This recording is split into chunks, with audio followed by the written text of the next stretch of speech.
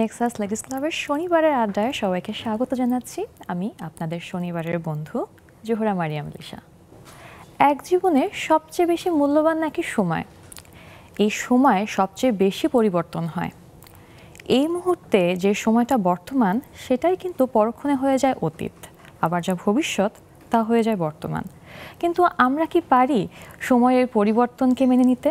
আমরা কি পারি অতীত সময়কে ভুলে যেয়ে বর্তমান সময়কে ভালোবাসতে? একটু হয়তো বা কঠিন, কিন্তু সময়ের প্রয়োজনে নিজেদের তাগিদেই আমাদের কিন্তু ভালোবাসতে হয় এই পরিবর্তনশীল বর্তমান সময়কে। আজ আমরা এই টপিকে আড্ডা দেব। আজকে আমাদের আড্ডার টপিক হচ্ছে বর্তমান সময়কে ভালোবাসি। যারা আমাদের সাথে আজকের এই আড্ডায় যুক্ত হতে চান, আপনার স্ক্রিনে দেওয়া জুম আইডি ও পাসওয়ার্ডের মাধ্যমে যুক্ত হয়ে যেতে পারবেন। বরাবরের মতোই 3 জন অতিথি আছেন আজকে আমার সাথে আড্ডা দেওয়ার জন্য। চলুন তাদের সাথে পরিচিত হয়ে নিই। সবার প্রথমেই আমার সাথে আছেন SEA গ্রুপের স্বত্বাধিকারী ও চেয়ারম্যান সোনিয়া আফরিন। তারপরে আছেন প্যান প্যাসিফিক সোনারগাঁও হোটেলের people and culture manager Khaleda Parvin Ruma. আর তারপরে আছেন আমার শনিবারের প্রিয় আপা, লাইফস্টাইল এক্সপার্ট রাহিমা সুলতানা রীতা আপা। আপনাদের 3 জনকেই অনেক অনেক স্বাগত জানাচ্ছি আমাদের আজকের আড্ডায়। খুব চমৎকার একটি টপিক আজকে আমাদের, পরিবর্তনশীল সময়কে বা বর্তমান সময়কে ভালোবাসা। আমরা মানুষরাই প্রকৃতিগতভাবেই কিন্তু সবসময় অতীতকে মনে করি, অতীতকে নিয়ে ভাবি বেশি, কিন্তু সেই ভাবতে ভাবতে আমাদের বর্তমান সময়টা অনেকটাই পার হয়ে যায়, যেটা পরবর্তীতে আমাদের জন্যই আসলে ক্ষতির কারণ হয়ে যায় বা আমরা অনেক সময় অনেক কিছু হারিয়ে ফেলি। তো আজ এই টপিক নিয়ে আমরা আড্ডা দেব, সবার কাছ থেকে আসলে জানবো আমাদের আসলে কি করণীয় বা কিভাবে আমরা এই সময়টাকে কাজে লাগাতে পারি। প্রথমেই আমি আফরিন আপু আপনার কাছে জানতে চাই, আপনার একটা বিজনেস আছে, আপনি একজন চেয়ারম্যান এবং স্বত্বাধিকারী, তো একটু ছোট করে যদি বলতেন যে কিসের বিজনেস এবং কি করছেন আপনি। আচ্ছা, ধন্যবাদ আপনাকে। নেক্সাস টেলিভিশনকেও ধন্যবাদ আমাকে আজকে আমন্ত্রণ করার জন্য। খুবই চমৎকার একটা আয়োজন। হ্যাঁ, আমি বিজনেস করছি, আমি একজন উদ্যোক্তা, ব্যবসায়ী উদ্যোক্তা। আচ্ছা, তো আমার অনেকগুলো বিজনেস আছে। নাম বলতে হবে সবগুলো বিজনেস? না, আপনি যেভাবে বলছেন আপনার অনেকগুলো বিজনেস আছে, তো একটু ছোট করে বলবেন যে আসলে কোন ধরনের বিজনেসটা আসলে করা হচ্ছে, এবং এই বিজনেসও তো আসলে সময়ের সাথে সাথে পরিবর্তন হয়েছে। হ্যাঁ হ্যাঁ। তো কোন ধরনের বিজনেস আসলে মেইনলি করা হয়? আমি প্রথমে যে বিজনেসটা আমার যেটা দিয়ে শুরু, এমনি আমার ফ্যামিলি বিজনেস রিলেটেড ফ্যামিলি। আমি আমার বাবার কাছ থেকে বিজনেসটা শেখা হাতে খড়ি। আমি পড়াশোনা করেছি ঢাকা বিশ্ববিদ্যালয় থেকে। আমি পড়াশোনা করেছি সায়েন্স ফ্যাকাল্টি জুওলজিতে। ওখানেই অনার্স মাস্টার্স করা, এবং আমার ইচ্ছা ছিল যে আমি সায়েন্টিস্ট হব। কিন্তু ওটা হয়নি। আমার একই সাথে আমার হাজব্যান্ড যেহেতু জব করে, আমার ছেলে সংসার সব কিছু মিলিয়ে আমার জন্য হয়ে ওঠে নাই। অনেক সময় দিতে হয়। তো পরবর্তীতে আমি চিন্তা করলাম যে আমি বিজনেসে চলে আসি। অনেক আগেই আসছি, আরও আমার হাতে খড়ি বিজনেসে ছোটোবেলা থেকে আমার বাবার কাছে, কিন্তু তার পরবর্তীতে আমার প্রায় 24 বছরের এক্সপিরিয়েন্স এই বিজনেসে। বাহ, খুব চমৎকার। এবার রুমা আপুর কাছে আসি। আপনি আছেন প্যান প্যাসিফিক সোনারগাঁও হোটেলে। আপনার জব সেক্টর সম্পর্কে ছোট করে একটু বলবেন। ধন্যবাদ আপনাকে আমাকে এরকম একটা সুন্দর আয়োজনে আমন্ত্রণ করার জন্য। আর প্রিটি আপুদের সাথে বসে তাদের সম্পর্কে অনেক কিছু জানবো। আমি তো ওনার বড় ফ্যান, ওনাকে আগেই বলছিলাম। আসি নিজের কথায়, আমি ফুল ফ্লেজেড একজন হোটেলিয়ার, বিকজ আমি প্যান প্যাসিফিক সোনারগাঁও হোটেলে আছি 14 বছর ধরে।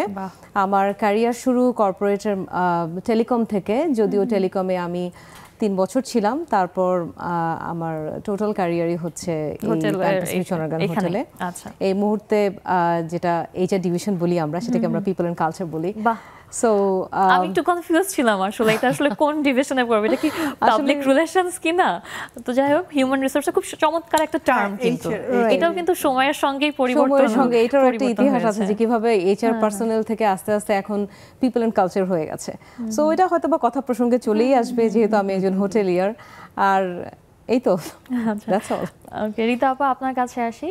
আমাদের টপিকটা নিয়ে আপনার কাছে একটু যদি আমি বলি যে একটু সূচনা যদি আপনি করেন, আজকের টপিকটা যদি একটু বলেন। খুব সুন্দর আজকের জিনিসটা, যেটা যে বলা হয়েছে, আমার বর্তমানের প্রতিটা মুহূর্তকে আমি এনজয় করব এবং ভবিষ্যতের সোনালী স্বপ্নের বীজ আমি বর্তমানেই বুনবো। আর অতীত থেকে আমি অভিজ্ঞতা নিব, অতীতে আমি পিছিয়ে যাব না। বর্তমানটাকে আমি কাজ করব, ভালোবাসবো, যেটা আমি ভবিষ্যতে ভোগ করতে পারবো সুন্দরভাবে। বাহ, চমৎকার করে ছোট করে খুব চমৎকার একটা কথা কিন্তু বলেছেন আপা। তো এই যে আমাদের বর্তমানকে ভালোবাসার যে প্রয়াস বলি বা বর্তমানকে আমরা একটা কথা আছে কিন্তু যে যায় দিন ভালো আসে দিন খারাপ, কিন্তু তার মাঝখানে আমি মানি না। বলছেন মানে না, এটা একটা প্রবাদ বাক্য। হ্যাঁ হ্যাঁ প্রবাদ বাক্য। আমি মানি না, একদমই মানি না। তার মাঝখানে কিন্তু বর্তমানটা কিন্তু নাই। ভবিষ্যৎ নিয়ে কথা বলছি, অতীত নিয়ে কথা বলছি। তো সেখানে আমি একটু আফরিন আপু আপনার কাছে একটু জানতে চাই, এই যে আমাদের ভালোবাসা থাকে না বা কেন মনে হয় যে আমাদের বর্তমান সময়টা সবসময় একটা প্রবণতা থাকে যে আমার বর্তমানটা খারাপ যাচ্ছে, কেন এটা মনে হয় আমাদের? হ্যাঁ, এটার পিছনে কারণ যে আমাদের ভেতরে মানে আমাদের খুব তাড়াহুড়া, সবার একটা যে হুড়োহুড়ি। হ্যাঁ, তো এখন কথা হচ্ছে যে আমাদের এত হুড়োহুড়ি না করে শান্তভাবে আমাদের লাইফটাকে এগিয়ে নেওয়া উচিত। লাইফে প্রবলেম থাকবেই। হ্যাঁ, তো অতীতের যে অভিজ্ঞতা, অতীতকে আমরা বাদ দিব না, অতীত থেকে আমরা এক্সপিরিয়েন্স নিব, নিয়ে ওটার ভিতরে পড়ে থাকলে চলবে না। আমাদেরকে বর্তমানটাকে কাজে লাগাতে হবে। বর্তমান যে এখন যে প্রেজেন্ট যে সময়টাতে আমরা আছি, এটাই কিন্তু আমাদের জীবনে ইম্পর্টেন্ট। ভবিষ্যৎ যেটা, ভবিষ্যৎ আমি যেভাবে ভবিষ্যৎটা দেখি, আমি আপনাকে বলবো, ভবিষ্যৎ মানে আমার কাছে একটা ড্রিম। আচ্ছা, মানে ভবিষ্যৎ মানে আমার কাছে স্বপ্ন। আমি ছোট্ট করে একটু বলতে চাই যে আমার স্বপ্নটা এমন হবে, এত বড়, যে আমি যখন আপনার কাছে বলবো আমার স্বপ্নের কথা বা আমার বন্ধু বান্ধব বা আরো আশেপাশের মানুষকে বলবো, আমরা তো বলি, গল্প করি, আমরা স্বপ্নের কথা বলি। স্বপ্ন ছাড়া কিন্তু কোনো মানুষ না। হ্যাঁ, স্বপ্ন ছাড়া কোনো মানুষ না। স্বপ্ন না থাকলে মানুষ বাঁচবে না, মারা যাবে। তো ওই ড্রিমটাই আমাদের বাঁচায় রাখে। তো আমরা যখন স্বপ্নের কথা কাউকে বলবো, বলার সময় আমার বলার সময় নিজেরই ভয় লাগবে যে স্বপ্নটা এত বড় হবে। সেটা বাস্তবায়ন করতে গেলে আমাদেরকে বর্তমানটাকে সুন্দর করে আমাদের ভবিষ্যতের দিকে এগিয়ে যেতে হবে। আর বর্তমানটাকে সুন্দর করতে গেলে আমাদের যেটা করতে হবে, যে বললাম, ধৈর্য থাকতে হবে। আর যেটা করতে হবে, আমি যেটা করি, সেটা হচ্ছে প্রার্থনা থাকতে হবে। সৃষ্টিকর্তার কাছে প্রার্থনা থাকতে হবে। সব ধর্মে কিন্তু প্রার্থনা আছে। একটা জিনিস খেয়াল করে দেখবেন। আর একটা জিনিস থাকতে হবে গ্র্যাটিটিউড, কৃতজ্ঞতা। যেই মানুষের ভিতরে কৃতজ্ঞতা বোধ নেই, সে কখনো স্যাটিসফাইড হবে না লাইফে। কেননা আপনি যতক্ষণ পর্যন্ত সন্তুষ্ট না, আপনি দেখেন সবার কিন্তু সবকিছু নেই, তাহলে থাকবে এমন কোনো কথাও নেই। ওটা নিয়ে যদি আপনি বদার হন, তখনই আপনার লাইফের মধ্যে কি আসবে, হ্যাসেল তৈরি হবে। আর আপনি যদি মনে করেন যে আপনার যা কিছু আছে তা নিয়ে আপনি সৃষ্টিকর্তার কাছে প্রার্থনা করলেন, আর গ্র্যাটিটিউড থাকলো, একটা কৃতজ্ঞতা বোধ থাকলো, তখন কি হবে, আপনার ভিতরে এমনিতে আপনার মেন্টাল এবং ফিজিক্যাল একটা পিস চলে আসলো। এই পিসটাই আপনাকে বর্তমানটাকে সুন্দর করে দেবে। স্যাটিসফ্যাকশন থাকতে হবে, গ্র্যাটিটিউড থাকতে হবে, প্রেয়ার থাকতে হবে। আমি এভাবেই বিশ্বাস করি নিজেকে। আমি সবসময় আল্লাহর কাছে প্রার্থনা করি এবং সামান্য একটু কিছু পেলেও আমি তার জন্য আল্লাহর কাছে শুকরিয়া আদায় করি এবং কৃতজ্ঞতা বোধ করি সবার কাছে। এটাই আমার লাইফের মূল। বাহ, চমৎকারভাবে বলেছেন রুমা আপু। এই আপু যে বললেন যে স্বপ্নটা অনেক বড় হতে হবে, যাতে মানে আমার নিজেরও বলতে একটু ভয় লাগে। হ্যাঁ, তো আপনি কতটা আসলে একমত এই কথার সাথে? আমি পার্সোনালি যেটা মনে করি, আমার টার্ম হচ্ছে enjoy to the fullest. So বর্তমানের কথা যদি আমি বলি, যে আমি যদি বর্তমানটাকে এনজয় করতে পারি, তাহলে কিন্তু ফিউচারে যে টাইমটাতে আমি যাব, তখন আমার পাস্ট নিয়ে কোনো রিগ্রেট থাকবে না যে আমি এটা করতে পারিনি, ওইটা করতে পারিনি। আপনি কেবলমাত্র ফিউচার নিয়ে চিন্তা করলেন যে আমার ফিউচারটার স্বপ্নটা খুব বড় হবে। কখন বড় হবে? যখন আমার বর্তমানের যে সোপানটা, ওইটা যদি স্ট্রং হয়। অ্যান্ড বর্তমানের সোপানটা যদি স্ট্রং হয়, অ্যান্ড আমি যদি পুরোপুরি এনজয় করতে পারি, আমার যা যা চেষ্টা আছে বা আমার যা যা আকাঙ্ক্ষা আছে, আমি কি কি করতে চাই, সেটার জন্য যদি আমি বর্তমানেই কাজ করি, আমি শিওর যে সেই স্বপ্নটাকে আমি অ্যাচিভ করতে পারবো আমার ফিউচারে। অ্যান্ড ফিউচারে দাঁড়িয়ে তখন আমি যখন আমার পাস্টের দিকে তাকাবো, তখন আমি শুধু নস্টালজিক হব শুধুমাত্র আগের গান শুনে, তারপর ছোটবেলায় কি কি করতাম তা শুনে। বাট আমার যে স্বপ্নটা ছিল, লাইক আমি এটা কেন পারিনি, ওইটা কেন পারিনি, এটা যেন না থাকে। সো এটা হচ্ছে আমার আইডিওলজি, যে আমি বর্তমানটাকে আমি খুব সুন্দর করে আমি বাঁচবো এবং আমার আশেপাশে যারা আছে তাদেরকে আমি একটা সুন্দর টাইম দিব, যেন আজকের পরে ভবিষ্যতে আমি থাকবো না, অ্যাটলিস্ট যেন সবাই বলে যে হ্যাঁ এরকম একজন ছিলেন বা তিনি ভালো কিছু করেছেন, চেষ্টা করেছেন। এক্স্যাক্টলি। সো বর্তমানের বাদ দিয়ে আমি ভবিষ্যৎ চিন্তা করব না। আমি পুরোপুরি মানে realistic, I am very much realistic. আমি প্রচুর পরিমাণে চিন্তা করি যে রিয়েলিস্টিক থাকার জন্য। I am optimistic. আমার মনে হয় যে ভবিষ্যৎ ভালোই হবে, বিকজ আমি বর্তমানটাকে আমি সুন্দর করে বাঁচি। এটা আমি মনে করি। স্বপ্ন অবশ্যই থাকতে হবে, স্বপ্ন ছাড়া তো একটা ফিউচার গোল যদি না থাকে আমি যাব কোথায়? সেটাই। সো ফিউচার গোলটাকে বর্তমানে বা কেন কাজ করব, রাইট। সো ফিউচার গোলটাকে অ্যাচিভ করার জন্য বর্তমানটাকে just enjoy to the fullest. Work on your own steady pace. এক সময় সাকসেস আসবেই। হ্যাঁ, এই যে একটা চমৎকার একটা কথা বলেছেন আপু, যে আমি রিয়েলিস্টিক এবং আমি অপটিমিস্টিক।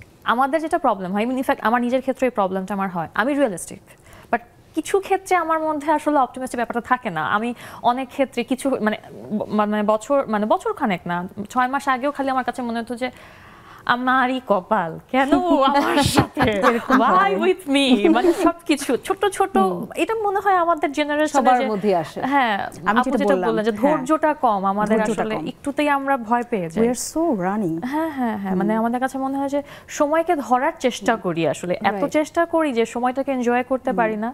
একসময় দেখি যে বর্তমানটা আসলে আমাদের কি বলে এটাকে, অতীত হয়ে গেছে। তো এই কথা বলতে বলতে আমার হঠাৎ করে একটা জিনিস মাথায় আসলো যে দুজন মানুষ, একজন ট্যুরিজম এন্ড হসপিটালিটি ম্যানেজমেন্টের টিচার আর একজন অলরেডি হচ্ছে কাজ করছেন।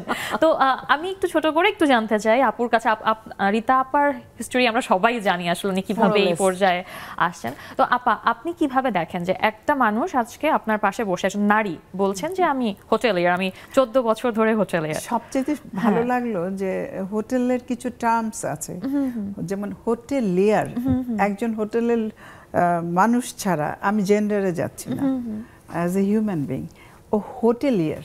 এই যে হোটেলিয়ার কথাটা, যে হোটেল ম্যানেজমেন্টে না থাকে সে কোনোদিন এই শব্দ ব্যবহার করবে না। Am I right? You are. এবং আমি এখানে একটু বসে ঈর্ষান্বিত, কারণ এই সাবজেক্টে আমার পড়ার ইচ্ছা ছিল, কিন্তু ওই সময় আসলে অনুকূলে ছিল না আমার। সো খুব ইন্টারেস্টিং একটা subject, I love that subject.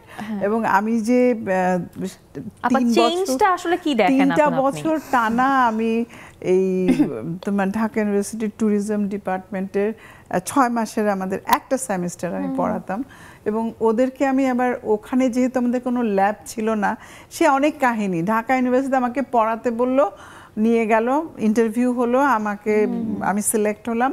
তারপরে বললো যে আপনাকে ট্যুরিজম ডিপার্টমেন্টে এই সাবজেক্টটা পড়াতে হবে, কালিনারি আর্টস, মানে প্র্যাকটিক্যাল সার্ভিস, তারপরে front desk management and housekeeping. তখন আমি বললাম যে আমি কিভাবে পড়াবো, আমি কি পাওয়ার পয়েন্ট প্রেজেন্টেশন? আপনি তো আমাকে সুইমিং পুল ছাড়া সাঁতার কাটার মতো ব্যবস্থা করে দিলেন। আমি একদম ডাইরেক্ট বলেছি, এবং কার সাথে জানো, আরিফিন স্যারের কাছে গিয়েছি। স্যারের কাছে গিয়ে বললাম, স্যার ল্যাব না দিলে আমি কি করে কাজ করব? মানে আমি প্রথম গিয়ে তো কিছুদিন 2 উইকস শুধু আমি প্রত্যেক দুয়ারে দুয়ারে ঘুরেছি, ডিন, তারপরে মানে আমাদের সবার কাছে বললাম যে কোনোভাবে ইউনিভার্সিটি, আমাদের যে ওই সময়কার যিনি চেয়ারম্যান ছিলেন খুবই ভালো ছিলেন, প্রফেসর শাকের, তো উনি আমার সাথে একমত ছিলেন। তা আমরা দুজন একসাথে অনেক ট্রাই করলাম, ল্যাব পেলাম না। পরে আমরা যেটা ডিসাইড করলাম যে আমরা একটা ল্যাব ভাড়া করব, সেখানে আমরা ওদেরকে প্র্যাকটিক্যাল এক্সপিরিয়েন্স দিব। উইদাউট প্র্যাকটিক্যাল এক্সপিরিয়েন্স একটা ছেলে যখন হোটেলে গিয়ে পড়বে, ওর তো অবস্থা খারাপ হয়ে যাবে, কি বলবে ও রিয়েলিটি তো কিছু থাকছেই না ওর মধ্যে। তখন আমরা একেএস গ্রুপের একে খান গ্রুপের সাথে একটা এমইউ সাইন করি, এবং সেখানে আমরা ওদেরকে এনে টানা 3 মাসের হোটেল ম্যানেজমেন্টের প্র্যাকটিক্যাল, এবং আমাদের প্র্যাকটিক্যাল ক্লাসগুলো করাতে আমরা ওনাদের এখানে সোনারগাঁ থেকে, শেরাটন থেকে, ওয়েস্টিন থেকে, রেডিসন থেকে, হাউসকিপিং এর যারা হেড এক্সপার্ট। সবচেয়ে মজার ব্যাপার কি, আমার স্টুডেন্টরাও শিখেছে, আমিও শিখেছি। এটা কিন্তু চমৎকার একটা ব্যাপার। এবং এই যে ল্যাব নেই, সেখান থেকে একজন মানুষ বসে আছেন, তিনি বলছেন যে হোটেলিয়ার আমি, এবং এই যে সময়টার পরিবর্তন এসেছে এবং এই সময়টাকে যে মানুষ এখন অ্যাকসেপ্ট করেছে, এই বর্তমানকে ভালোবাসাটাই কিন্তু, এটাই কিন্তু আজকে আমাদের আড্ডার মূল বিষয়। এবং সময়কে ভালোবাসতে, বর্তমান সময়কে ভালোবাসতে গিয়ে আমার মনে হলো সময় আমাকে বলছে এখন একটা ব্রেক নিতে হবে। দর্শক, এখন ছোট একটা বিরতি নিচ্ছি, কোথাও যাবে না, আমাদের সাথেই থাকুন।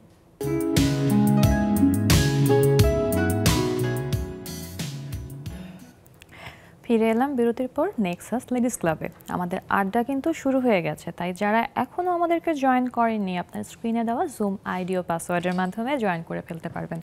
আমরা কিন্তু শুধু টেলিভিশনে না, আমরা আছি আপনার সোশ্যাল মিডিয়ার যে কোনো হ্যান্ডেলে, আমরা ইউটিউবে আছি, আমরা ফেসবুকে আছি।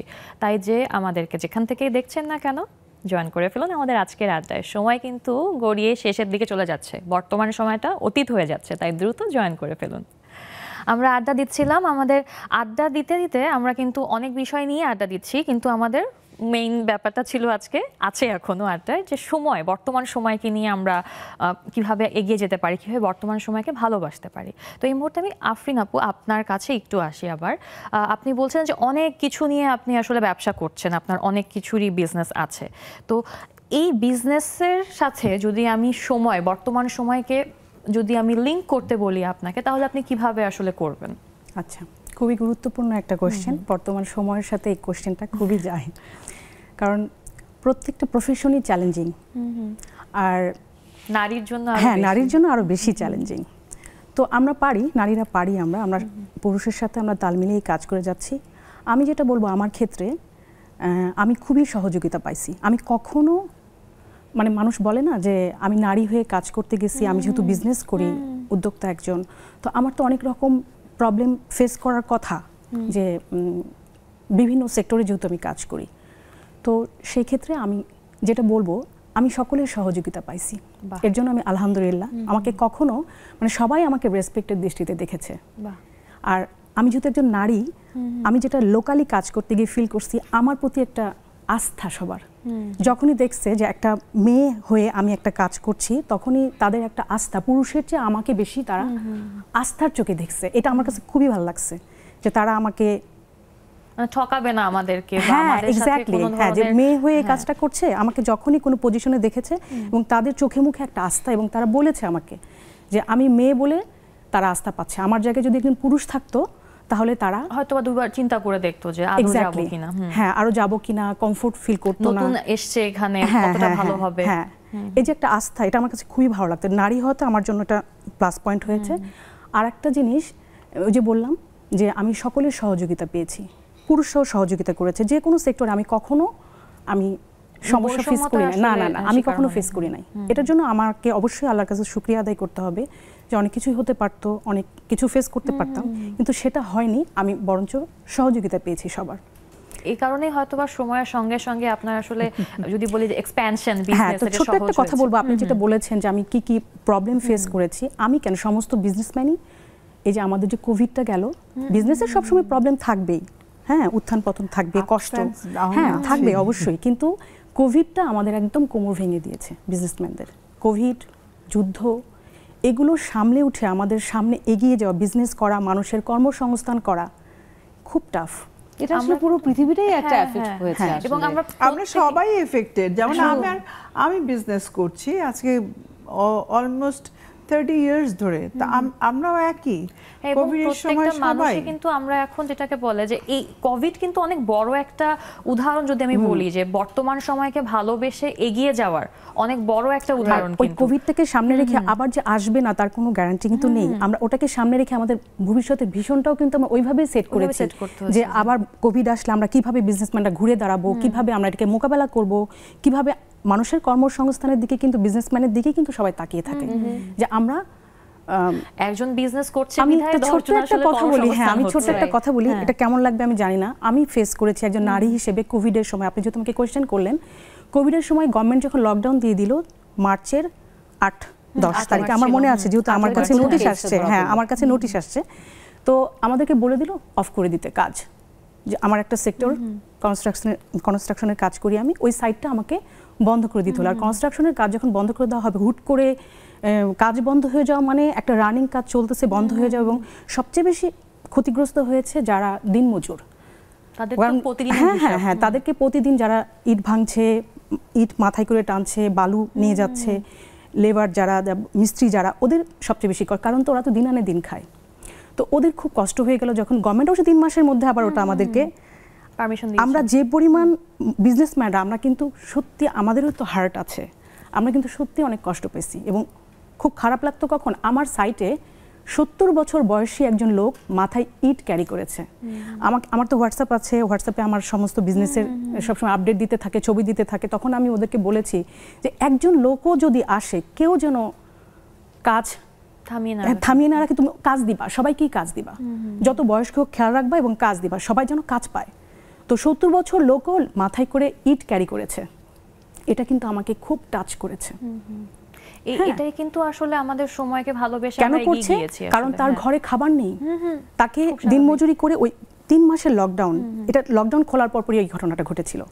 আমার খুব খারাপ লাগছে। ওই সময়কার যে বর্তমান অবস্থা ছিল আমাদের, সেই সময়টাকে কিন্তু আমরা আসলে এভাবেই আলিঙ্গন করেছি, এভাবেই এগিয়ে নিয়ে গেছি। আমাদের সামনের দিনগুলোতে আসলে আমরা যাবো এভাবে। আবার আমরা স্ট্রিক্টও, আমাদের বিজনেস রান রাখতে গেলে অবশ্যই স্কিল পিপল দরকার।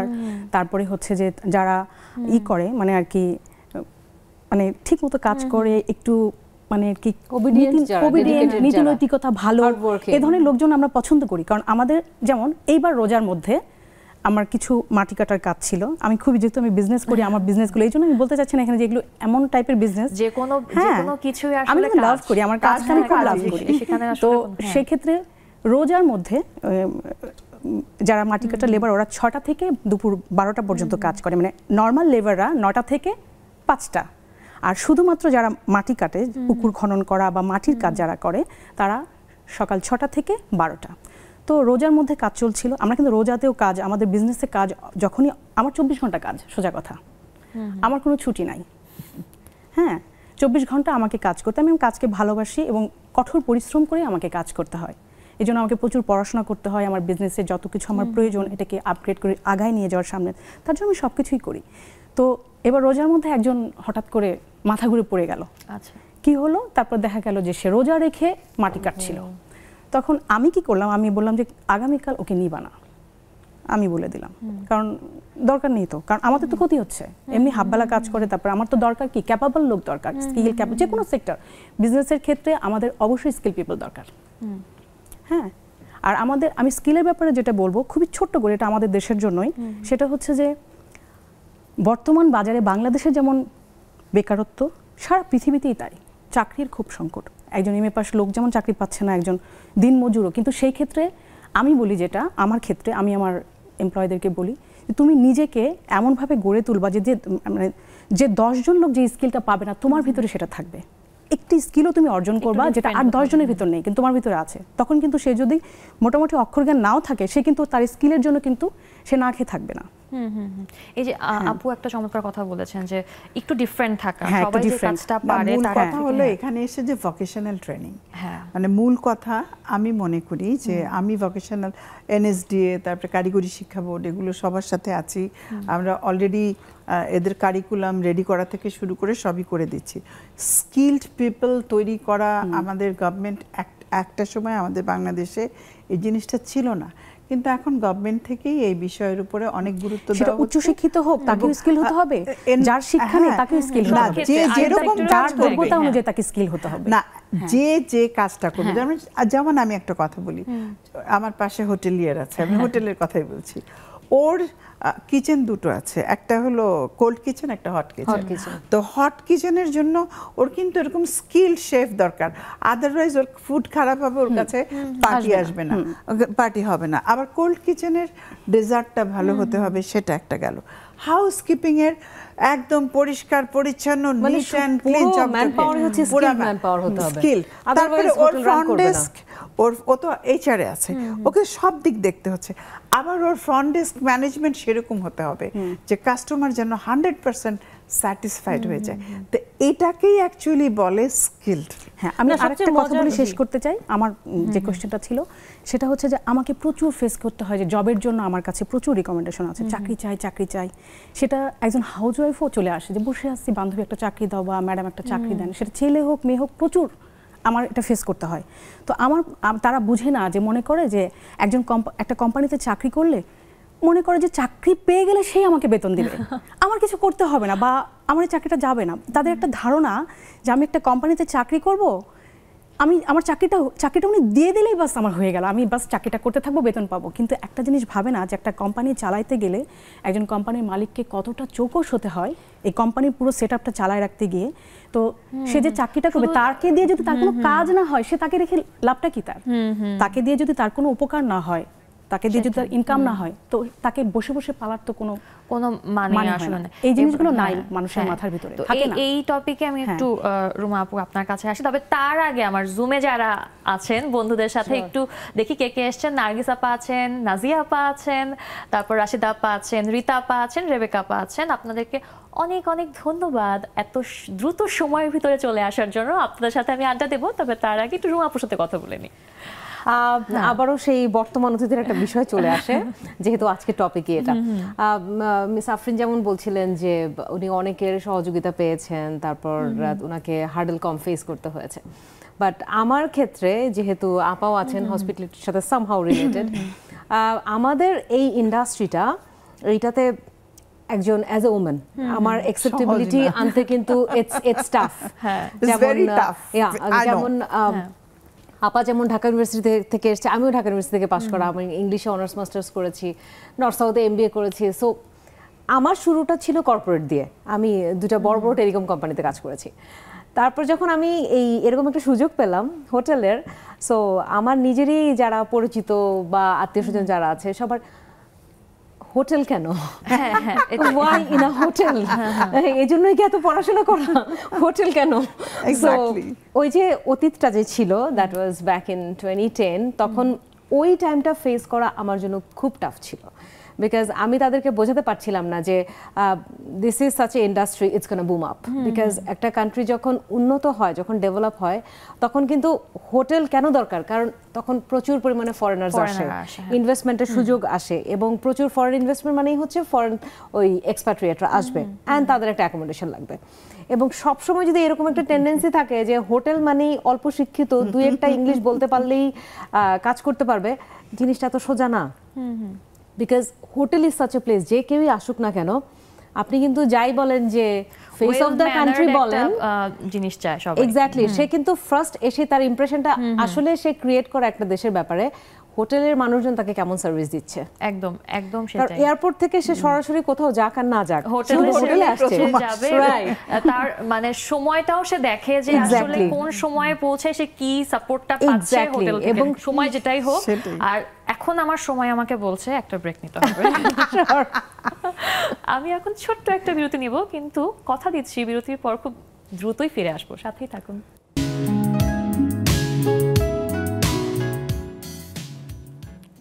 শনিবারের আড্ডায় আরও একবার স্বাগত জানাচ্ছি সবাইকে। আমাদের আড্ডা কিন্তু শুরু হয়ে গেছে, বন্ধুরাও জয়েন করে ফেলেছে, আর 3জন অতিথি কিন্তু আগে থেকেই আছে। তাই যারা এখনও জয়েন করেননি, আপনার স্ক্রিনে দেওয়া জুম আইডি ও পাসওয়ার্ড দিয়ে জয়েন করে ফেলুন। আর জয়েন করার শর্ত, ছোট্ট একটা শর্ত মানতে হবে, সেটা হচ্ছে আপনাকে হতে হবে নারী, কারণ এটা হচ্ছে লেডিস ক্লাব। আমরা আড্ডা দিচ্ছিলাম, তো এই মুহূর্তে তো আমাদের অনেকেই জয়েন করে ফেলেছে জুমের বন্ধুরা। আপু জানতে চাচ্ছিলেন যে এরা আসলে কি, কিছুক্ষণ আগে জানতে চাচ্ছিলেন। আমাদের কিন্তু অনেক বড় একটা কমিউনিটি আছে লেডিস ক্লাবের। আমাদের সেই লেডিস ক্লাবের সদস্য তারা বিশ্বের বিভিন্ন দেশ থেকে তারা জয়েন করেন আমাদের আড্ডায়, প্রতিদিনের আড্ডায়। যেমন এই মুহূর্তে নাজিয়া আপু আছেন USA থেকে। আপু একটু আনমিউট করে নেবেন। গুড মর্নিং আপু। Good morning Lisha, good morning Rita. Good morning, কেমন আছো নাজিয়া? এই তো আছি ভালো। এই তোমাদের দেশে কিন্তু আমি আসছি থার্সডেতে, আমার ফ্লাইট। আমার তো মনে আছে। ও ভেরি গুড, এই থার্সডেতে ফ্লাইট আসেন। Very good, welcome, looking forward. আর লিশার কথা শুনছিলাম, আর হোটেলিয়ার রুমা আপার কথাও আমাকে খুব ইমপ্রেস করছে যে হ্যাঁ, you took the guts to be a hotelier as a woman. একদম, I really appreciate it. Thank you. আর আমাদের যে আপা আফরিন আপা যে কনস্ট্রাকশন বিজনেসে আছেন, that's male dominating world, and you are thriving, looks like it. হ্যাঁ, you are thriving there. So হ্যাঁ, very very welcoming, thank you, very appreciative দুইজনের কাজই। আর রুমার কাছে আমি বুঝতে পেরেছি তুমি আমার ছোট হবে, কারণ 2010 এর কথা তুমি বললে, তুমি হোটেলে জয়েন করেছো, সেই জন্যই বলছি।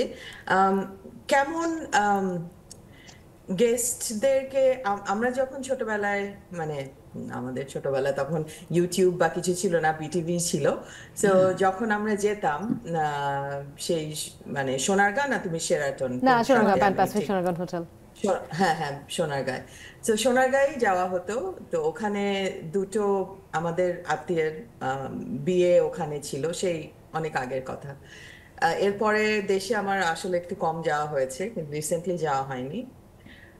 আমার কাছে মনে হলো তখন যেটা লাগছিল, আমরা আমাদের হোটেলে যখন যাই, আমরা বাঙালিরা আমাদের দেশেরই তো, সেই ব্যবহারটা যেখানে আমি এখানে ব্যবহার নিজে দেই এবং ব্যবহার যেটা পাই, এবং আমাদের দেশের হোটেলিয়াররা কিন্তু অনেক বেশি অমায়িক বাইরের হোটেলের থেকে। সেটা আমার কাছে রোবট। হ্যাঁ, নট লাইক রোবট। হ্যাঁ, এখানে যে খুব একটা কখনো খারাপ ব্যবহার তো ওরা করতেই পারে না, আন্তরিকতাটা পাওয়া যায় না। হ্যাঁ হ্যাঁ, এখানে লয়ের কারণে সবকিছু কিন্তু মানে ব্যবহার বলেন আর যা কিছু বলেন লয়ের কারণে ইমপ্লিমেন্টেড, কিন্তু বাংলাদেশে এগুলো কিন্তু খুব একটা লয়ের ভেতরে পড়ে না, এটা মানুষের আতিথেয়তা। তো এটার উপরে যে এক্সট্রা আরো কি মানে আপনি বলবেন যে অন্য দেশের থেকে আলাদা হোটেলিয়ারে যে যে সার্ভিসগুলো অন্য দেশে দেওয়া হয় না বাংলাদেশেই দেওয়া হয়, এটা কি বলা যাবে? শিওর, খুবই খুবই ইন্টারেস্টিং কোয়েশ্চেন এটা, থ্যাংক ইউ ভেরি মাচ। আমি প্রথমে যেটা বলবো, বাঙালি হিসাবে আমরা কিন্তু এমনিতেই অতিথি পরায়ণ।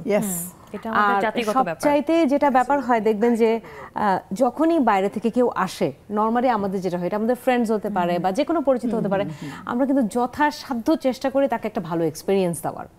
It's not for my profession, হতে পারে এমনি আমার পরিচিত। এখানে যদি একজন কেউ আসে, দেখা যাবে 4-5 জন চলে আসবে যে উনাকে একটা ভালো এক্সপিরিয়েন্স দেওয়ার, যে আমি তোমাকে কতটা কেয়ার করছি, তোমাকে আমি একটু প্যাম্পার করছি, সো দ্যাট তোমাকে আমি একটা ভালো এক্সপিরিয়েন্স দিতে পারি অ্যাবাউট আমার কান্ট্রি বা আমার কালচার। তো আমরা এখনো না সেই রোবোটিকটা হয়ে যায়নি, যদিও আমাদের মার্কেটটা এখন বেশ কম্পিটিটিভ। গেস্ট সার্ভিসের ব্যাপারে সবাই আমরা যে ট্রেনিংটা দেই, যে সবসময় ফ্লেক্সিবিলিটিটা দেখানো, এক্সট্রা মাইল কিছু একটা করা, ওইটার থেকে হতে পারে যে আমরা বেশি কেয়ার করি। বাট এইটা আপাত দৃষ্টিতে মনে হলো আসলে বাই নেচারই আমরা এরকম, সত্যি তাই। সো ইটস নট লাইক যে আমি অন্য কম্পিটিটরের কাছ থেকে গেস্ট আমি আমার এখানে অ্যাট্রাক্ট করার জন্য আমি তাকে বেটার কিছু দিচ্ছি, তা না। আসলে আমি চাই এরকম যে আমি এভাবেই ডেভেলপড, যে আমাকে এমনভাবে আচরণ করতে হবে, আমাকে এমনভাবে তাকে দেখাতে হবে যে আমি আসলে তাকে কেয়ার করছি, যে ইম্প্যাথির একটা ব্যাপার যে থাকে, যে fitting myself in his shoes, যে তার কিরকম লাগতে পারে। আমি যদি গেস্ট হতাম তাহলে আমি আসলে কি টাইপের সার্ভিস পেতাম। হ্যাঁ, এখন বাইরের দেশে দেখা যাবে যে তারা মানে প্রয়োজনের চাইতে একটা বেশি কথা বলে না, যেটা কিনা যদি আপনি এসওপি বলেন বা পলিসি বলেন সেদিক থেকে ঠিক আছে। আমাদের দেশে এসওপি পলিসিতে এতটা কমপ্লাই করা এখনো হয়ে ওঠে নাই। যেমন দেখা যায় আমাদের গেস্টরা কখনো লিগ্যাল ইস্যুজে আমাদের খুব কম পড়তে হয়। আপনি যদি বাইরের দেশে যান, যদি তার একটা ফুডও একটু সল্ট কম মনে হয় বা মনে হয় যে কোনোটা একটু তার এক্সপেকটেশন অনুযায়ী বা এসওপি অনুযায়ী ফুডটা হয় না, সে কিন্তু সু করতে পারে। বাট আমাদের যেটা হয়, আমাদের আতিথেয়তার কারণে বা আমাদের নেচারের কারণে তারা কি করে, হয়তো ম্যানেজারকে বলে যে এই ফুডটা ভালো লাগে নাই বা আমি যেরকম এক্সপেক্ট করেছিলাম হয়নি, তাকে চেঞ্জ করে সাথে সাথে আমরা আরেকটা রিকভারি দিয়ে দিই, যে আরেকটা কিছু তাকে আমি প্রোভাইড করলাম, রাইট। বাট বাইরে কিন্তু সেটা নাই। বাইরে চট করে ব্যাপারটা এরকম যে আমি যেহেতু টাকা দিয়ে সার্ভিস নিয়েছি, আমি এটার ভ্যালুটা চাই। I am not happy with this service. Exactly, তুমি আমাকে ভ্যালুটা দাও না, আমি তোমাকে সু করব। সো ওই ধরনের রোবোটিক জিনিসটা আমাদের মধ্যে এখনো আসে নাই। আমরা এখনো লাইক হিউম্যান টাচে বিশ্বাস করি।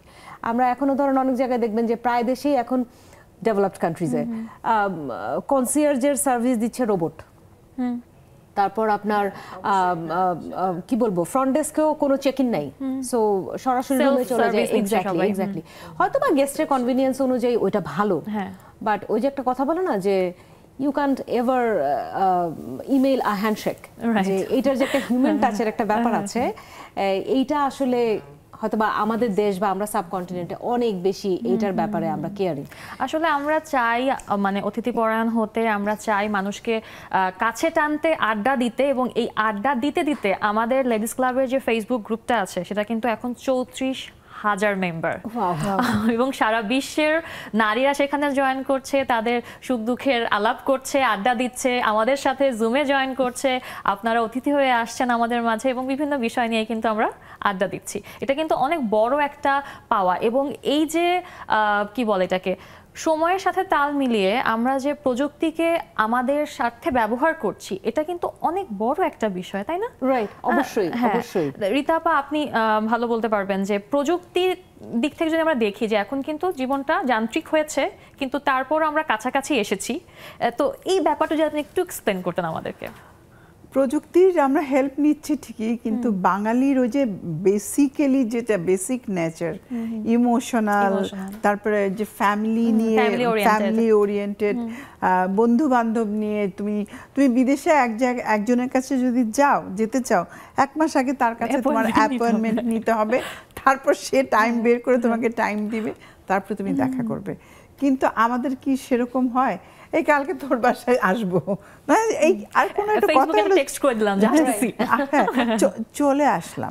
তো এই যে জিনিসটা, প্রযুক্তি তো অবশ্যই আমাদেরকে হেল্প করছে, কিন্তু পাশাপাশি আমরা মনে করি যে আমরা বাঙালিরা, আমাদের মধ্যে এখনো হিউম্যানিটিটা অনেক বেশি, মানবিকতা যেটাকে আমরা বলি, ওখান থেকে আমরা বের হতে পারিনি। আর একটা কথা খুব ইম্পর্টেন্ট আমি যেটা বলতে চাই আজকের টপিকসের সাথে, যেমন সময়টা আমি অতীত জানছি, আমি অতীত নিয়ে আমার কোনো টেনশন নেই, আর বর্তমানটা তো আমি দেখতে পাচ্ছি।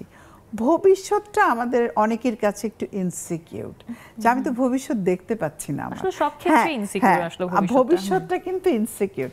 তো যার জন্য আমি যেটা ওই যে একটু আগে আমরা সবাই বলছিলাম যে বর্তমানটাকে যদি আমরা অনেক বেশি রকমভাবে মানে ভবিষ্যতের লক্ষ্য স্থির করে গোল সেট করাটা খুব ইম্পর্টেন্ট, যে আমি আমাকে কোথায় দেখতে চাই, এইটা সেট করে আমি যদি ওই লক্ষ্যে এগিয়ে যাই, কাজ করি, তাহলে কিন্তু আমার জন্য ভবিষ্যতের একটা সুন্দর একটা ওপেনিং থাকে, একটা আমার একটা ভালো লাগা থাকে, ভালোবাসা।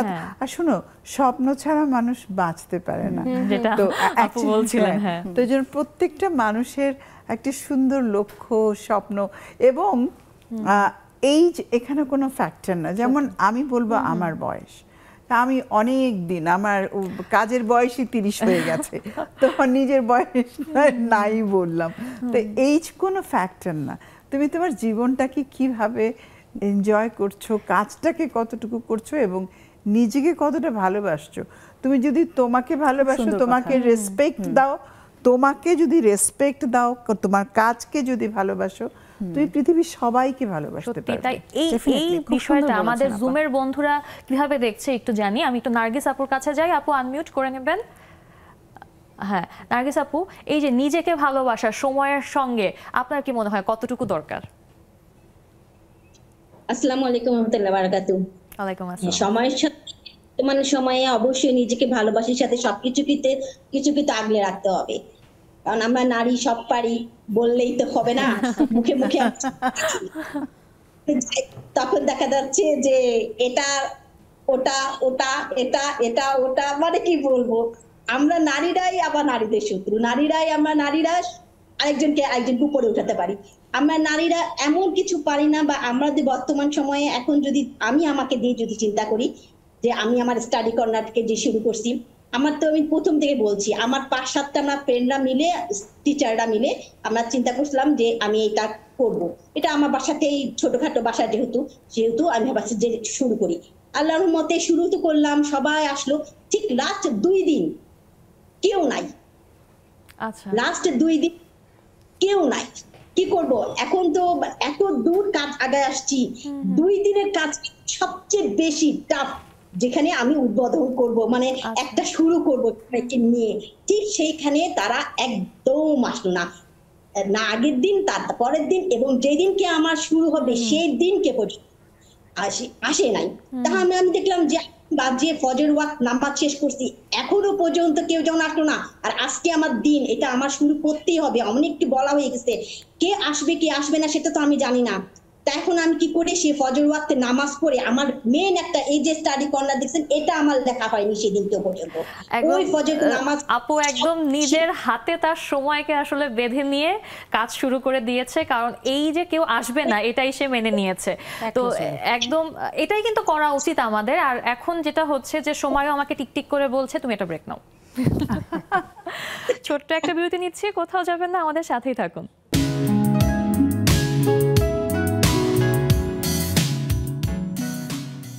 বিরতির পর আরও একবার স্বাগত জানাচ্ছি আমাদের আজকে লেডিস ক্লাবের আড্ডায়। আড্ডা চলছে, যারা এখনও জয়েন করেনি দ্রুত স্ক্রিনে দেওয়া জুম আইডি ও পাসওয়ার্ড দিয়ে জয়েন করে ফেলুন। আমরা কিন্তু আপনার ইউটিউব, ফেসবুক, টেলিভিশন সব জায়গাতেই আছি, তাই যে যেখান থেকে দেখছেন দ্রুত জয়েন করে ফেলুন আমাদের আজকের আড্ডায়। আমরা আড্ডা দিচ্ছিলাম, কথা বলছিলাম, অনেক সময় নিয়ে আসলে কথা বলছিলাম, সময়কে কিভাবে ভালোবাসতে হয় সে বিষয়ে কথা বলছিলাম। তো আড্ডা দিতে দিতে যেটা বুঝতে পারলাম যে দুজন বান্ধবী বসে আছেন এখানে। তো অবশ্যই অনেক আগে থেকে আপনাদের মধ্যে বন্ধুত্বটা, এই যে সময়ের পরিবর্তনে যেটা হয়, বেস্ট ফ্রেন্ড হলে বা হচ্ছে খুব যার সাথে সব কিছু শেয়ার করি আমরা, সময়ের তাগিদেই তাকে আসলে সময় দেওয়া হয় না। যেমন আমার আর আমার বেস্ট ফ্রেন্ডের ক্ষেত্রে যেটা হয়, আমরা অনেক কথা জমাই, 2-3 মাস পরে আমরা দেখা করি, তারপরে আমরা বলি, এবং এই পুরো 3 মাসের টাইমটাতে আমরা হচ্ছে মনে মনে একজন আরেকজনকে বলি। তো আপনাদের ক্ষেত্রে এই সময়ের চেঞ্জটা, বন্ধুত্বের সময়ের বদলটা আসলে কেমন ছিল? যদি কাকে বলবো, আফরিন আপু আপনিই বলেন একটু। না, বন্ধুত্ব কিন্তু একদিনে হয় না, এটা অনেক সময়ের একটা ব্যাপার। এটার ভিতরে আস্থার ধীরে ধীরে সম্পর্কটা দুজনেরই, কিন্তু আমি শুধু একা ভূমিকা রাখলে হবে না, ওকেও আমার সাথে যে একটা এফোর্টটা দুই দিক থেকেই আসতে হবে। তো সেই ক্ষেত্রে দুজনেরই আস্থা, বিশ্বাস, ভালো লাগা, ওকে তুমি পছন্দ করি, ও আমাকে পছন্দ করে, হ্যাঁ, ভালো লাগা থেকে বন্ধুত্ব। তারপর আমাদের মেন্টালিটি মিল আছে, ও ব্যস্ত আমিও ব্যস্ত, আমাদের কিন্তু অত কথা হয় না। কিন্তু ওই যে বললেন যে ভালো বন্ধুত্ব থাকলে মানে ওটা কোনো ব্যাপার না, মানে যখন কথা হচ্ছে মনে হচ্ছে যে এটাই টাইম আসলে। হ্যাঁ, আমরা খুব সুন্দর আমরা এনজয় করি, আমাদের সময়গুলো আমরা একসাথে এনজয় করি। ও বলুক এখন। না, আমি যেটা করি, আমি এই ক্ষেত্রে মানে ফুল ফ্লেজেড আমি সুবিধাটা নেই টেকনোলজির। ওকে, লাইক আমি কিন্তু খুব মানে ফোনে খুব কথা বলি না, আমি একদমই ফোন পারসন না। বাট আমি যেটা করি, সবসময় টেক্সট করি, কিছু হলে আমি ওকে একটা টেক্সট করি, ছবি কিছু একটা শেয়ার করব বা যে কোনো একটা কিছু টপিক আমি ওকে শেয়ার করি। মাঝে মাঝে আমাকে পায়ও না, দেখা যায় ও অনলাইনে নাই, তাও দিয়ে রাখি যে কখনো না কখনো তো রেসপন্ড করবেই। মানে এমন হয় না দিয়ে ছবি দিয়ে রেখে দিছি কিন্তু কেন দিলাম সেটা আর বলা হয় না। ছবি না, ফোনও দিয়ে রেখে দিয়েছে অনেকগুলো, হোয়াটসঅ্যাপে ফোন দিয়েছে, মেসেঞ্জারে ফোন দিয়েছে, আমার ফোনে ফোন দিয়েছে, আমাকে পাচ্ছে না সে। না, অনেক সময় অনলাইনে থাকে না, বাট আমি যেহেতু একটা মানে অফিশিয়াল এনভায়রনমেন্টের মধ্যেই থাকি, সবসময় অনলাইনেই থাকি।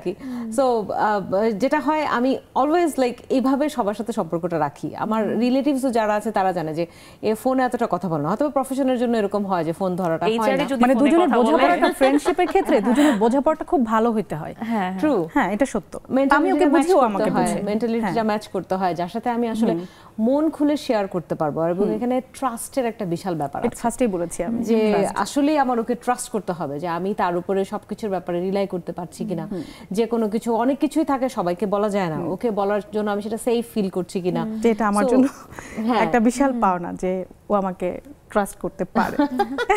না, এই কারণে তো বন্ধুত্বটা আসলে হয়েছে, এবং এই কারণে আজকে দুজন একসাথে। এই যে আমি যেটা বলতে যাচ্ছিলাম যে যখন বন্ধুত্ব শুরু হয়েছে তখনকার সময় আর এই বর্তমান সময় কিন্তু অনেকটা ডিফারেন্ট।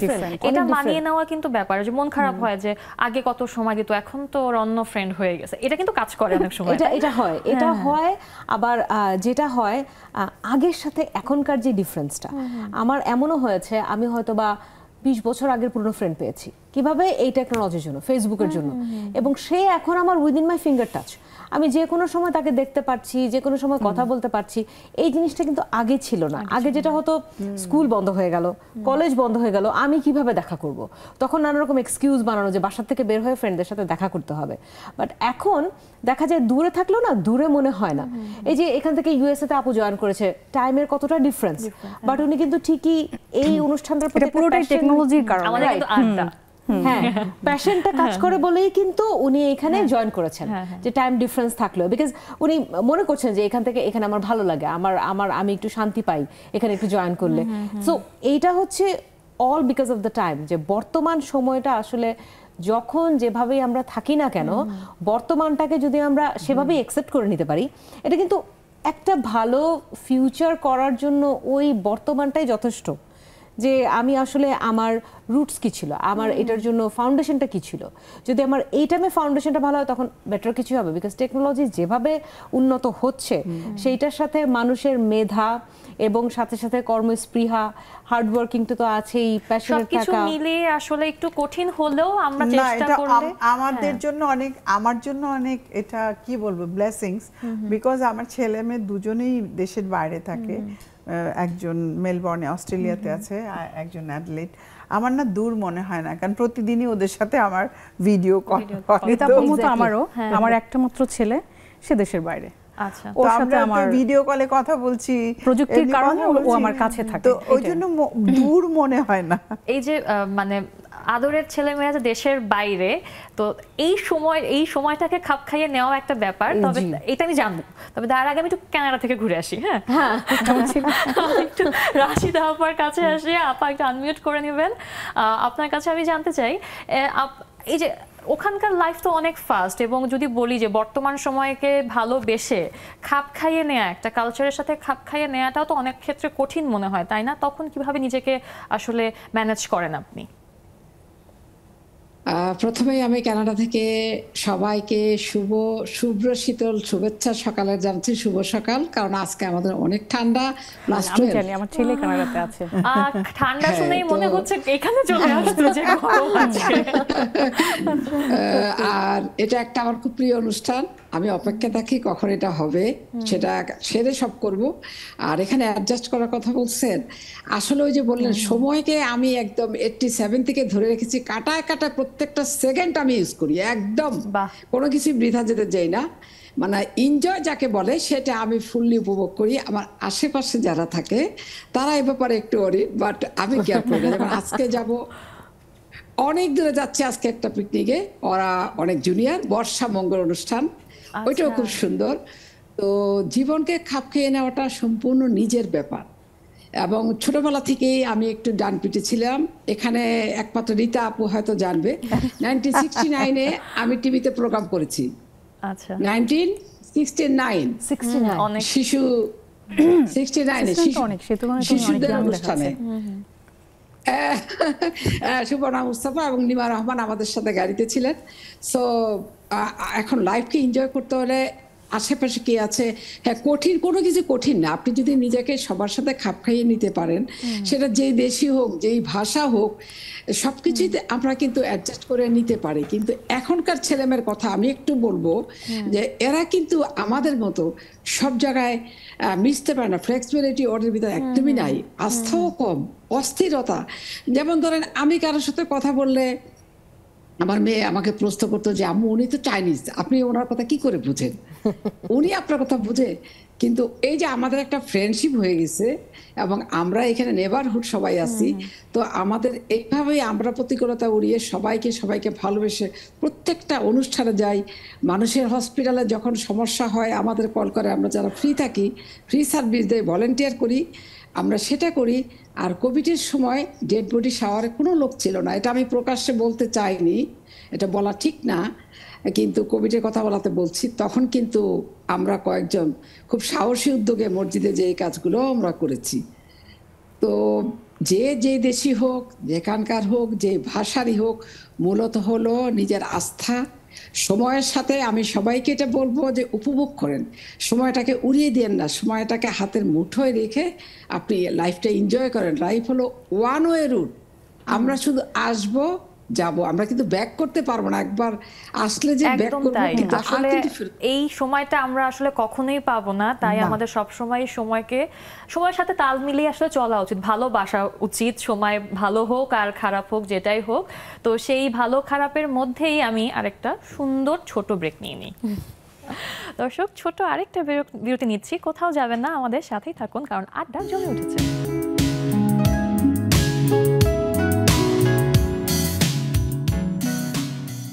বিরতির পর আরও একবার স্বাগত জানাচ্ছি। আমাদের আড্ডা কিন্তু চলছে, কোথায় চলছে বলেন তো? আমাদের আড্ডা চলছে নেক্সাস লেডিস ক্লাবে। আর আমাদের আড্ডার অনেকটা সময় কিন্তু পার হয়ে গিয়েছে, তাই যারা এখনও যুক্ত হননি দ্রুত যুক্ত হয়ে যান আপনার স্ক্রিনে দেওয়া জুম আইডি ও পাসওয়ার্ডের মাধ্যমে। যুক্ত হওয়ার জন্য একটাই শর্ত, সেটা হচ্ছে আপনাকে হতে হবে একজন নারী। আমরা আড্ডা দিচ্ছিলাম, তো আড্ডা দিতে দিতে আমি খবর পেলাম যে রুমা আপুর কাছে নাজিয়া আপু একটা প্রশ্ন রেখেছে। সেটা হচ্ছে, এই যে আপনি এত বড় একটা 5 স্টার হোটেলে আছেন, এইচআরে আছেন, এখন পর্যন্ত কতজন সেলিব্রিটির সাথে দেখা হয়েছে? আমার না অনেকে জিজ্ঞেস করে, যেটা জাস্ট একটু এক্সপিরিয়েন্স শেয়ার করি, যে আমার শুরুটা বলেছিলাম আমি টেলিকম, 2টা টেলিকম আমি ছিলাম। তারপরে ওইটা খুব মানে হ্যাস্টিলি আমি চেঞ্জ করেছি 2 বছর 1 বছর এরকম করে। সো হোটেলে যখন ঢুকলাম সবার তাই আইডিয়া ছিল যে এখানে আর কয়দিন থাকবে, বাট এখানে কাজটা এরকম যে কারণে আমার 14 বছর কেটে গেছে। আমি মনে হয় যে সেদিন জয়েন করলাম, কবে এত সময় চলে গেল। যখন মানুষের কিন্তু একটা সবসময় ইচ্ছা থাকে যে আমি এই সেলিব্রিটিকে দেখবো, ওই সেলিব্রিটিকে দেখবো, সবসময় এটা থাকে। আর আমার ব্যাপারটা এখন এমন হয়ে গেছে যে কাজ করতে করতে যখন খুব স্ট্রেসড আউট হই, একটু গিয়ে লবিতে হাঁটাহাঁটি করলে দেখা যায় এই সেলিব্রিটিকে দেখতে পাচ্ছি, ও সামনে দেখতে এমন, ও এই সামনে দেখতে এমন, মানে রিফ্রেশমেন্ট ওদের দেখে, মানে সোনিয়া গান্ধীও যদি আসে, মিস্টার মোদিও যদি আসে, মানে যেই আসুক না কেন আমি তো দেখতেই পাই। যখন আমাদের এখানে মেসি আসলো, কি অবস্থা, মেসি আসবে, সারা দেশে তোলপাড় চুরচুর, পুরো দেশটা মেসি হয়ে গেল একদম মেসিকে দেখার জন্য। মেসি আমার চোখের সামনে, আমি তো দেখতেই পাচ্ছি। সো তখন না মানে মনে হয় যে এটা হচ্ছে চার্ম, এই চাকরিটার চার্ম হচ্ছে এটা, যে এজন্যই মানুষ যখন হসপিটালিটি ইন্ডাস্ট্রিতে ঢোকে, হোটেলে ঢোকে, তখন আর বেরোতে পারে না, যে মানে কষ্ট মনে হয় না। এত বেশি ইভেন্টস চলে, এত বেশি কিছু না কিছু আছে, কিছু না কিছু আছে। সবচেয়ে দেখি অনেক ফান আছে, মানে একঘেয়েমি নাই, মানে অনেক ধরনের ফান আছে, আর বিভিন্ন ধরনের এক্সপেরিয়েন্স। বিকজ সবাই তো আমরা কাজ করছি লোকজন নিয়ে, এবং সবচাইতে মানে চ্যালেঞ্জিং বিষয় যেটা, আমি লোকটাকে চিনি না, সো তার সাথে তাকে একটা ভালো হ্যান্ডেল করা, রাইট, এটা যেমন চ্যালেঞ্জিং, এবং সেটার কিন্তু মানে সাকসিডেড হলে সেটার একটা আরেকটা মজা আছে, অন্য ধরনের একটা স্যাটিসফ্যাকশন কাজ করে, একদম ডিফারেন্ট, রাইট, ওইটা ডিফারেন্ট, এটা কাউকে বোঝানো যাবে না যে এই ইন্ডাস্ট্রিটা কমপ্লিটলি আলাদা। এবং এই জন্যই মানুষ যত বেশি ডেভেলপড হচ্ছে মেন্টালি, যত বেশি তারা আসলে চিন্তা করছে যে না, আমাকে আসলে ওই কূপের মধ্যে বসে থাকলে হবে না, আমাকে আরো বেশি চিন্তা করতে হবে, সবাইকে চিনতে হবে, অত বেশি কিন্তু লোকজন ইন্ডাস্ট্রিতে আসছে। এখন যেমন যখন আপা বলছিলেন যে মেয়েরা প্রচুর যাচ্ছে, আপা তো বলছিলেন যে মহাখালীতে শুধুমাত্র NH-TTL ছিল, ন্যাশনাল হোটেল যেটা, এখন সরকারের থেকেই মানে পাবলিক তো আছেই, সাথে সাথে বঙ্গবন্ধু একটা ইনস্টিটিউশন আছে, যেটা কিনা কি বলে সেগুনবাগিচা, এখন প্রত্যেকটা ইউনিভার্সিটিতে একটা ডিপার্টমেন্টই আছে, ডিপার্টমেন্ট আছে, tourism and hospitality management, right. তো এই যে একটা প্রত্যেকটা প্রাইভেট কলেজ বলো, সেটা গভর্নমেন্ট পাবলিক বলো, সব জায়গায় কেন হয়েছে, চাহিদা আছে তাই, আর ডিমান্ড থাকলেই তো সাপ্লাই। আর আমি যেটা বলছিলাম যে সরকারের থেকে নতুন আরেকটা ইনস্টিটিউশন হয়েছে, Sheikh Hasina youth development institute. এটা প্রায় 5 বছর বা 6 বছর পুরনো, তাদের কারিকুলাম করার সময় আমরা তাদেরকে হেল্প করেছিলাম। ওখান থেকে স্টুডেন্টদেরকে এনে মাসে অ্যালাউন্স দেওয়া হচ্ছে, তারপর তাদের আবাসিক তাদেরকে রাখার ব্যবস্থা করা হয়েছে, তাদেরকে এই আবাসিক হোস্টেলে থাকার ব্যবস্থা করে দিয়ে তাকে প্র্যাকটিক্যাল সবকিছু শিখিয়ে তারপর এই লাইনটাতে তাদেরকে আনা হচ্ছে, ক্যারিয়ার ডেভেলপমেন্ট, স্কিল ডেভেলপমেন্ট, পুরোপুরি ডেভেলপ করে তাদেরকে আসলে এখানে আনা হচ্ছে, মানে এসে যেন বিপদে না পড়ে যায় কোথায় আসলাম। সো আমার সরি আমি মাঝখানে একটা জায়গায় আমার একটু কিছুটা হলে এখনো কষ্ট আছে, এই হোটেল ম্যানেজমেন্টে একদম টপ লেভেলে আমাদের বাঙালি আমি কম পাই এখনো, মানে আছে maximum general manager, maximum.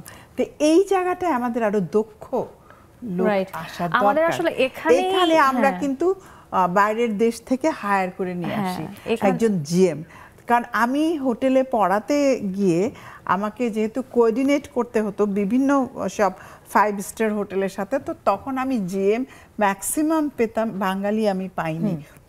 Maximum আমি বাইরের পেয়েছি। এটার একটা ইন্ডিয়া বিজনেস খুব কম। পার্সপেক্টিভ আছে।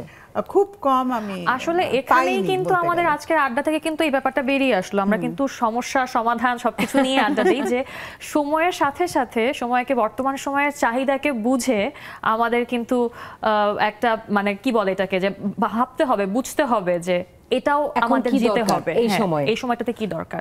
আরো একটা ব্যাপার আছে জানো, একটা হোটেল যখন চলে তখন একটা বিদেশি ভালো শেফের পুরো ছবি দিয়ে তাকে হাইলাইট করে That's a বলা হয় marketing. মার্কেটিং। হ্যাঁ, কিন্তু আমার বাংলাদেশ, কোথায়? হ্যাঁ, আমার বাংলাদেশেও অনেক ভালো শেফ আছে। আছে, তারা অবশ্যই আছে। কোথায়?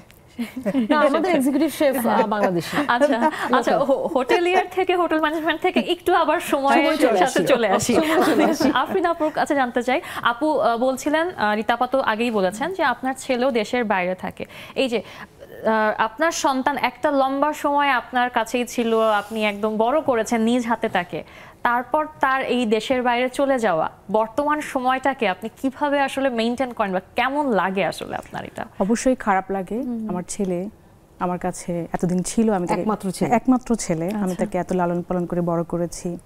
ওই যে বললো প্রযুক্তির কল্যাণে আমি তার সাথে সবসময় টাচে থাকি, সে আমার সাথে কথা বলছে ভিডিও কলে, তারপর ফিজিক্যাল টাচ। হ্যাঁ সেটা তো অবশ্যই, এটা তো খারাপ লাগা থাকবেই মায়ের জন্য।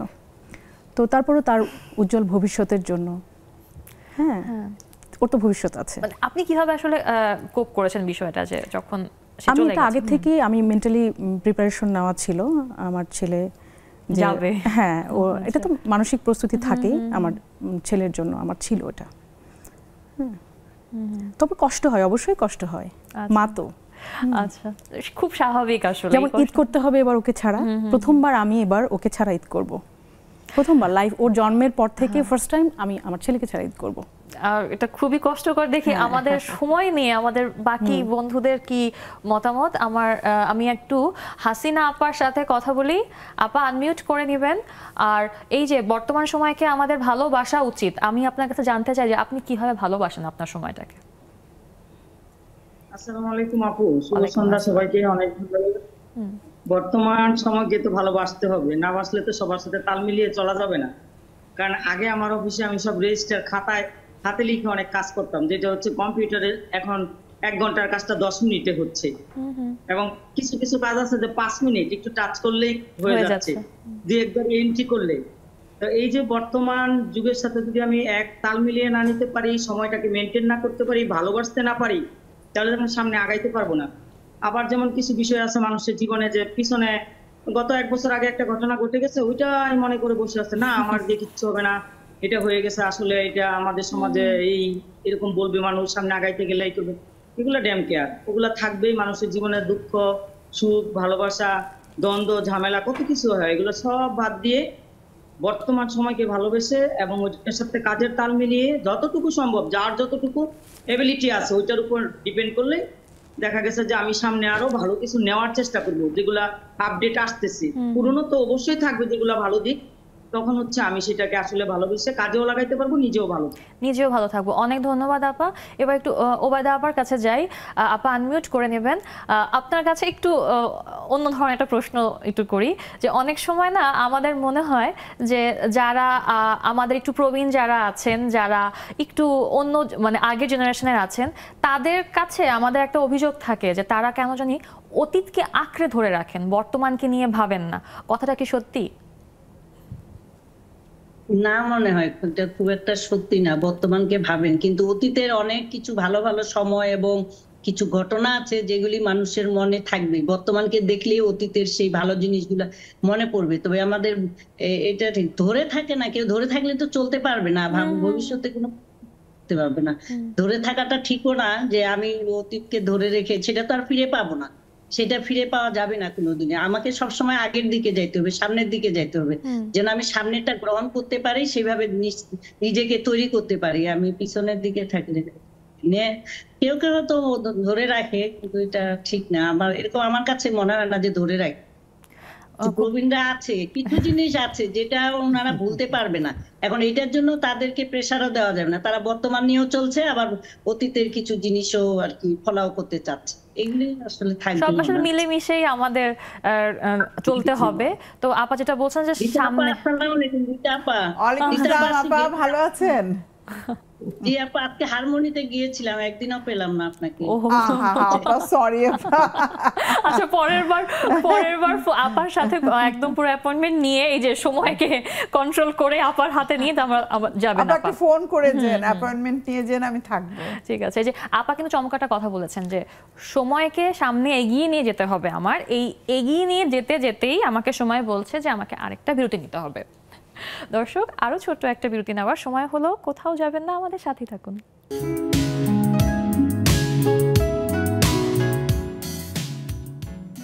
নেক্সাস লেডিস ক্লাবের আজকের আড্ডার একদম শেষ বিরতি থেকে আমি কিন্তু ফিরে এসেছি। তাই যারা এখনো জয়েন করেননি আড্ডায়, দ্রুত জয়েন করে ফেলুন আপনার স্ক্রিনে দেওয়া জুম আইডি ও পাসওয়ার্ডের মাধ্যমে। আরফিন আপু, আপনার কাছে একটু আসি। একটা প্রশ্ন আসলে আমাদের সবার পক্ষ থেকে আসলে আপনার কাছে আসছে, সেটা হচ্ছে যে আপনি তো কনস্ট্রাকশন ক্ষেত্রে কাজ করছেন, আপনার বিজনেস আছে, তো সেখানে যদি আপনাকে বলা হয় যে সবচেয়ে বাজে অভিজ্ঞতা বা খুব যেটা আপনার খারাপ লাগে এরকম কোনো অভিজ্ঞতা, তাহলে আপনি কোনটা শেয়ার করবেন? আচ্ছা, কাজের ক্ষেত্রে অনেক রকম অভিজ্ঞতার মধ্যে দিয়ে আমাকে যেতে হয়। ভালো মন্দ সব রকম অভিজ্ঞতাই থাকে, শুধু খারাপ বললাম না, ভালো অভিজ্ঞতাও আছে। তো খারাপটা আপনি শুনতে চাচ্ছেন?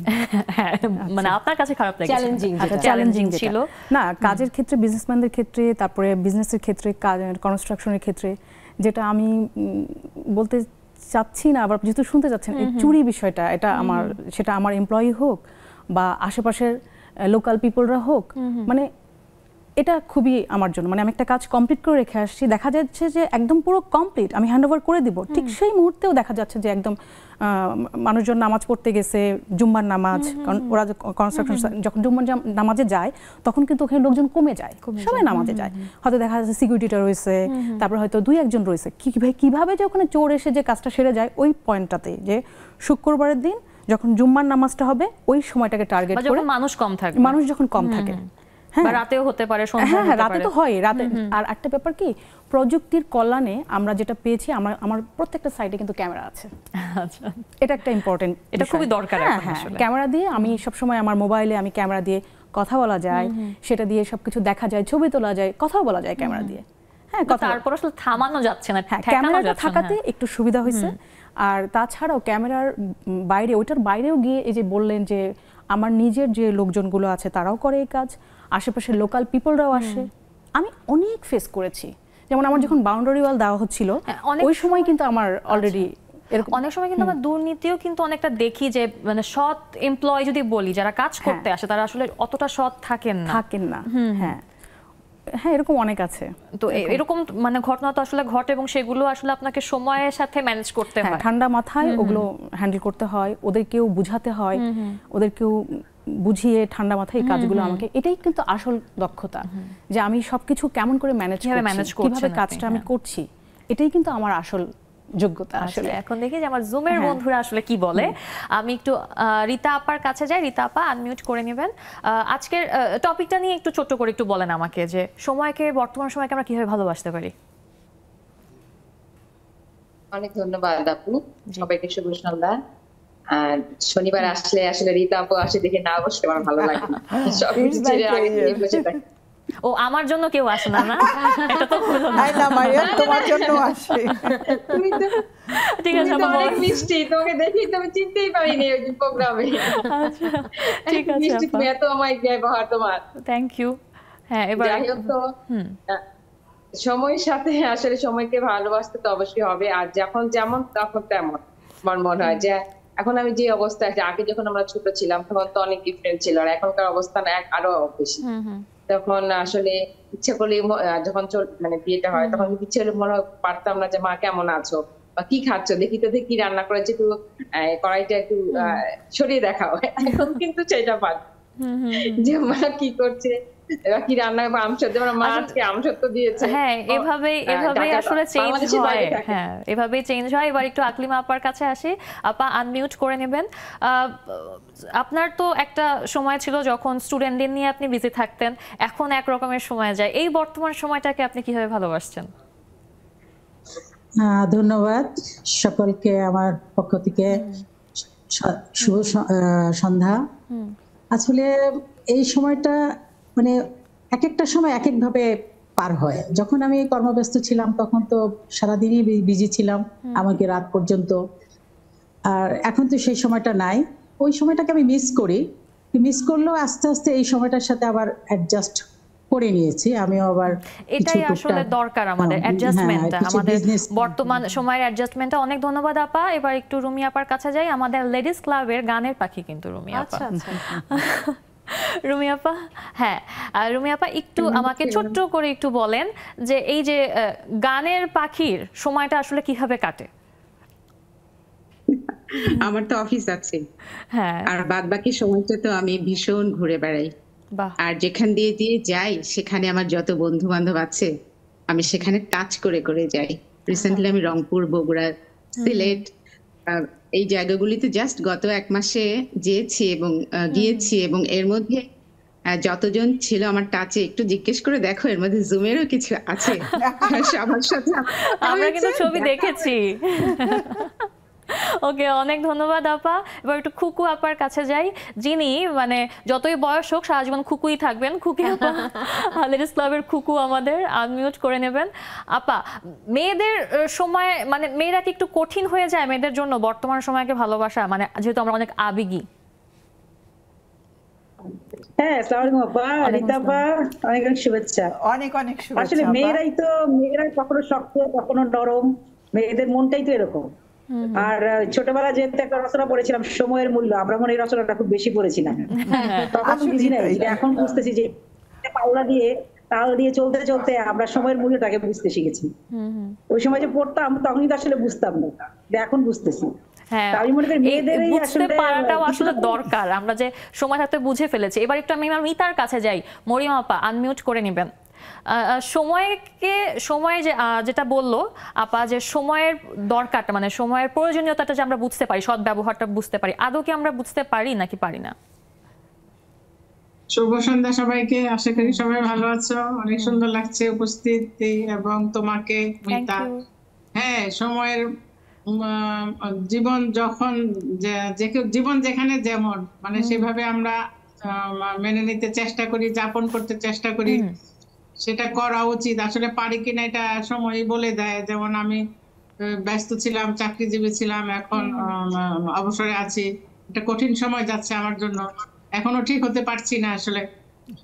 আশা করছি যে মরিয়ম আপা আপনার জীবনটা আসলে সহজ হবে, কঠিন সময় দ্রুত চলে যাবে। এবার রুমা আপা বগুড়া থেকে, বগুড়ার লালমরিচ যেখানে অনেক বিখ্যাত, সেখান থেকে রুমা আপা আছে। বগুড়ার দইও অনেক বিখ্যাত। হ্যাঁ আপা, এই যে সময়ের সাথে সাথে বগুড়ার দইয়ের কি পরিবর্তন হয়েছে নাকি হয়নি? আসসালামু আলাইকুম। ওয়ালাইকুম আসসালাম। শুভ সন্ধ্যা। বগুড়ার দই সবসময় ভালো, ছোটবেলা থেকে খেয়ে আসছি। তার মধ্যে বগুড়ার দই, শেরপুরের দই আমার কাছে সবচেয়ে বেশি ভালো লাগে। মানে আমার বাসা শেরপুরে, বগুড়ার মধ্যে শেরপুর মানে অনেক ভালো। পরিবর্তন সময় শেষে পরিবর্তন হয়েছে। আগে দাম অনেক কম ছিল, এখন অনেক দাম বেড়ে গেছে। আগে একদম মানে ফুটি আকারে বেশি বিক্রি হতো, এখন একদম কাঁসা আকারে বেশি বিক্রি হয়। এখন আবার ডায়াবেটিস এর রোগীদের জন্য মানে দই নিয়ে আসছে। পরিবর্তন হয়েছে, পরিবর্তনগুলো কিন্তু আসলে আমাদের মেনে নিতেই হবে। যেমন এই পরিবর্তনের সময়ের পরিবর্তন আসলে সব সময় চলে, এটাকে মেনে নিতেই আমাদের হবে। এই সময়ের পরিবর্তনের কারণেই আমার আসলে এখন মৌমি আপাকে ধন্যবাদ দিয়ে বলতে হচ্ছে যে আজকে আমি খুবই দুঃখিত আপনার সাথে কথা বলতে পারছি না।